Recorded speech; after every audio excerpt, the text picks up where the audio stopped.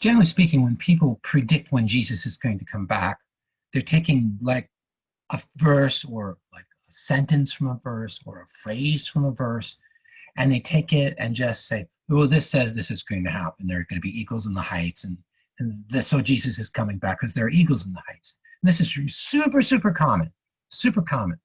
And actually, it's not smart at all to do it this way. You know, COVID-19, that's like the fourth horseman of the apocalypse. And the problem is that Christians don't actually look at what the passages say. Because if they did look, they would know that, yeah, it is possible to say, oh, this is definitely a sign that Jesus is coming back. Yeah, they're there. Jesus said. But the trick is you have to read it in, what am I going to say? In context. You have to read it in context. If you don't read it in context, well, then you're just making it up. And the stupid thing is, if you make it up, it's not going to happen just because God says, oh, or I hadn't thought of doing it that way. Oh, yeah, even though that verse has nothing to do with what that Christian says. Well, I guess I have to come back. No, no, no, no. That's not going to happen. Of course not. He said it with real words and sentences so that we would read his real words and sentences and decide what it means. I mean, by looking at the context. Okay, so we're going to look at the context of one today. I'll share my screen with you. And this one is really interesting. I guess it's the most complete description of the signs that are going to be there. And it's Matthew chapter 24. So here it is. And I'm using the Good News translation, I think. Yes, I am. That's what I wanted to use. And so Jesus here gives this clues about his return. And I just want you to see here that in verse 2, now first his disciples, they're talking about how the buildings in the temple are so beautiful. And Jesus said, you may as well look at these. I tell you, not a single stone here will be left in its place. Every one of them will be thrown down. So, wow. So that's pretty serious. So he says, all of these things are going to be thrown down. And so then, on the Mount of Olives, the disciples came to him in private, because that's kind of a dangerous thing to talk about. And they said, tell us, when all this will be, they asked, and what will happen to show that it is time for your coming in the end of the age. Now, I want you to know these are two different questions. They're kind of related, but they are two different questions. Tell us when all this will be. What? All what? Well, the throwing down of the temple. Not a single stone here will be left in its place. Every one of them will be thrown down. That's what's going to happen. And the disciples come to Jesus and say, well, tell us, when will this be? Yeah, they want to know, when is this going to happen?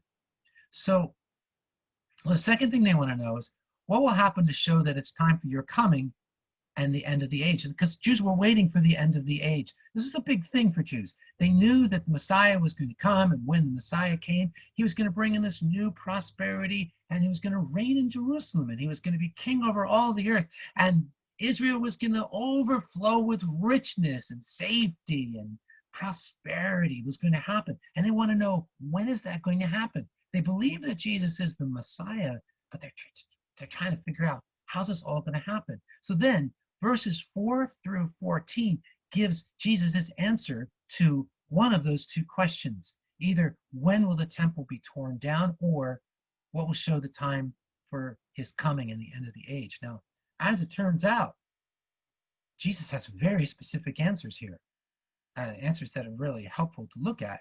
He says, watch out, don't let anyone fool you. Many men claiming to speak for me will come and say, I am the Messiah. They will fool many people. You're going to hear the noise of battles close by, the noise of battles far away, but don't be troubled. Such things must happen, but they don't mean the end has come. You know, Christians say, oh, there's all these wars now. But look what Jesus says. Such things must happen, but they do not mean that the end has come. Countries will fight each other. Kingdoms will attack each other. There will be famines and earthquakes everywhere. These are like the first pains of childbirth. So let me explain that. Obviously, children, but let me explain what that means. The woman, the mother, is going to have a baby, and there are pains that happen, and she knows that means the baby's coming. But she doesn't know if the baby's coming in 45 minutes or in 2 hours or in 10 hours or in 24 hours. And I've seen that happen just like that. One child be born 45 minutes after the pains start. Another child will be born 2 hours after the pains start. Another child will be born 24 hours after the pains start. The pains mean the baby's coming, but the pains don't tell you when. So these things that are here that Jesus describes about in verses 4, 5, 6, and 7 are the pains that are going to happen. But they're not the end. But they're preparing for the end. Verse 9 has the word then, and that's there in the Greek. Then you will be arrested. So this is getting closer to the end and be put to death. Everyone will hate you because of me. Getting even closer now. Everyone's going to hate them. Many will give up their faith at that time. They will betray one another and hate one another. So that's even getting worse. Many believers, or I shouldn't say believers, many Christians are going to stop being Christians. They'll betray each other, hate each other, because they won't want the persecution. Then, verse 11, many false prophets will appear and fool many people. So notice here, this is after the beginning of the first pains of childbirth. In verse 8, you've got the first pains of childbirth. And then verse 9, after that, these things are going to happen. Such will be the spread of evil that many people's love will grow cold. And then your comfort is the one who holds out to the end will be saved. And then Jesus says this remarkable statement. And this good news, is the word gospel, about the kingdom will be preached through all the world for a witness to all people. And then the end will come. Oh. So the things that happened before are like a mother having birth pain. Oh, the baby's coming, don't know when. But we do know when. The gospel about the kingdom of God will be preached in the whole world as a witness for all peoples. Once that's happened, then the end will come. That couldn't have happened 100 years ago. There are lots. It doesn't mean that every single person will hear the gospel. It means that every single nation will hear the gospel. When it says nation, probably big groups like Punjabis.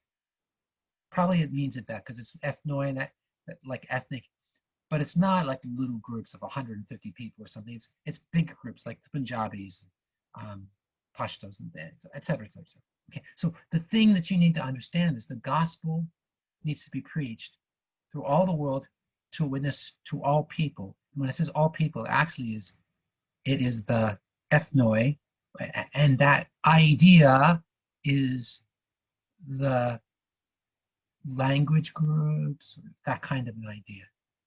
Iskebad, the end will come. Oh.